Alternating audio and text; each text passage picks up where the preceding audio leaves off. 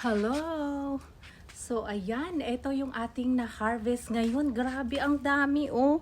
Tingnan nyo, ang dami nating gulay. Oh, ayan. Oh, di ba sariwang-sariwa, tapos lahat organic.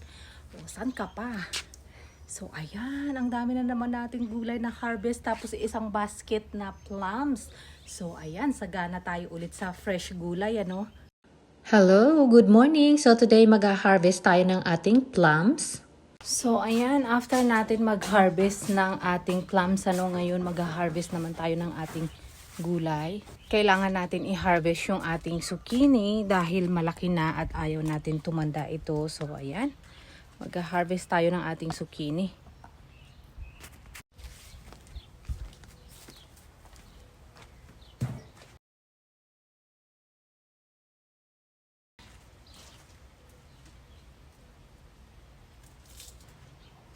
Na-harvest natin dito sa labas, dalawang talong, dalawang zucchini, sa kayang okra.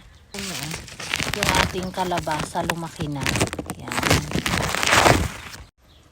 Tapos, yung ating upo, ayan oh, nag-start na din magbunga. Ayan, meron na siyang dalawang bunga.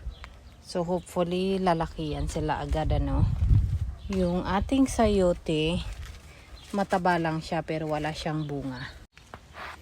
So, ayan, yung sili malapit dito sa mais, nagbunga din. Ayan, oh.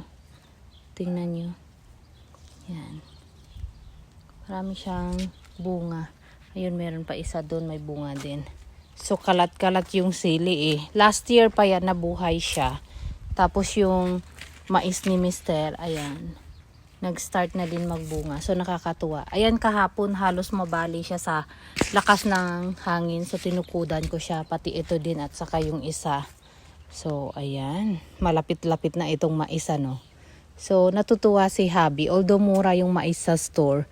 Pero gusto niya pa rin magtanim dahil daw na-miss niya ito nung sa probinsya sila noon sa Pilipinas.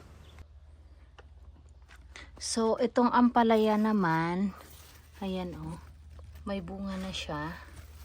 Nakakatuwa. Ito pa, oh. Ayan.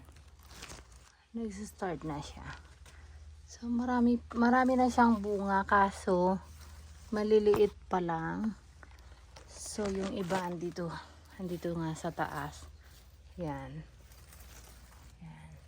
So, maliliit pa. Pero sobrang tataba nila, oh. Ayan. So far ngayon, ang lagi nating hina-harvest is yung talong at saka yung zucchini. Parang non-stoppable yung kanilang bunga. And then ngayon naman, merong bagong nag-add is yung ating okra, ano. So at least may nadagdag dun sa lagi nating hina-harvest bukod sa talong, saka sili and zucchini, saka yung Baguio beans. So ayan, at least may nadagdag. So malapit-lapit na din yung iba, ano. So ayan, at kailangan natin bawasan yung ating talong dahil malaki na nga sila. At itong sili, kailangan din natin magbawas.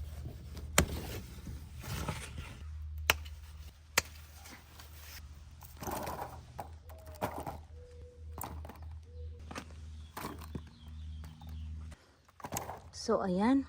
Yan lahat yung talong natin, ano. So, yung ating okra, no, konti lang. Ayan. Pero at least meron tayong naha-harvest. Sakto lang pang sahod sa sabaw, ano. Ayan. So, ngayon, ito naman yung iha-harvest natin. Yung ating sili ulit. Ang kagandahan nito, pag sobrang dami, lagay mo lang sa ref.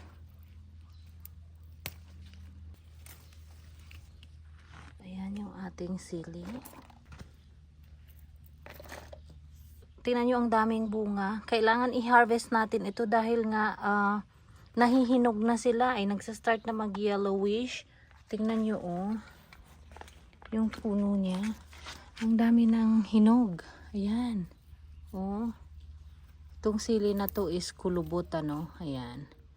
Oh, ayun, oh. Sa loob. Ang daming mga hinog na. So, kailangan ma-harvest natin ito.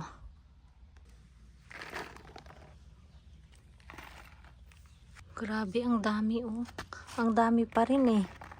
Oh my God, tingnan nyo, oh. Grabe, ang dami. So, next, ito naman harvest natin.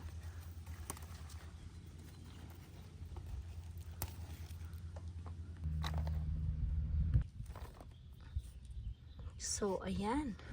Yan na yung ating harvest ngayon, ano. So, yung talbos natin, hindi muna natin siya kukunin. So, ito yung ating na-harvest today. Ayan, grabe ang dami, oh. So, marami-rami tayo ulit na harvest na talong. Non-stop yung pagbunga ng talong natin, ano. Pati yung ating zucchini, naka-harvest tayo ng 2. Yung sili din natin, grabe ang dami, oh. Tingnan nyo nga naman. Tapos, meron din tayong Baguio beans, okra, at least may nadagdag sa hina-harvest natin, ano, kasi every other day or 2 to 3 days, ano, nagha-harvest tayo kasi ang daming bunga ng gulay natin. So hopefully soon yung ampalaya naman natin ang i-add natin sa ha-harvestin natin, ano. Tapos syempre, ayan, oh, tingnan nyo naman yung ating plums, ang dami, isang basket na plums ang hinarvest natin.